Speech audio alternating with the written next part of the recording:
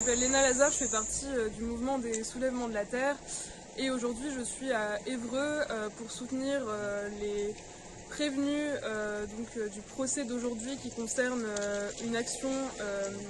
de désarmement qui a été menée à la cimenterie Lafarge de Val-de-Reuil, donc près de Rouen, celle notamment qui produira qui participera aux travaux du contournement routier de Rouen auxquels les soulèvements de la terre s'opposent. C'est grave ce qui se passe aujourd'hui, c'est la première fois que des militants écologistes sont jugés après avoir été arrêtés par la sous-direction antiterroriste. Donc là on parle de 9 inculpés qui ont été arrêtés à 9 h du matin dans des conditions très violentes, donc par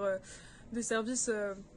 comme la BRI, des services armés, donc voilà, qui sont venus les chercher à 6 h du matin aux aurores avec des armes braquées sur eux, etc. Donc déjà une expérience assez traumatisante. Et donc ils sont jugés aujourd'hui et on espère une relaxe. Tous les inculpés plaident non coupables. En dehors de ces considérations juridiques-là, les soulèvements de la terre, depuis la création du mouvement, on agit contre l'industrie du béton et notamment l'industrie Lafarge-Holcim qui en est un grand symbole. On a mené tout un tas d'actions contre Lafarge, notamment via une première action de désarmement il y a 3 ans contre une cimenterie en Île-de-France, et ensuite via des actions contre la carrière Lafarge de Saint-Colomban en Loire-Atlantique, qui menace notamment des terres agricoles via son extension. Et face à ce projet-là, on a d'ailleurs obtenu une victoire,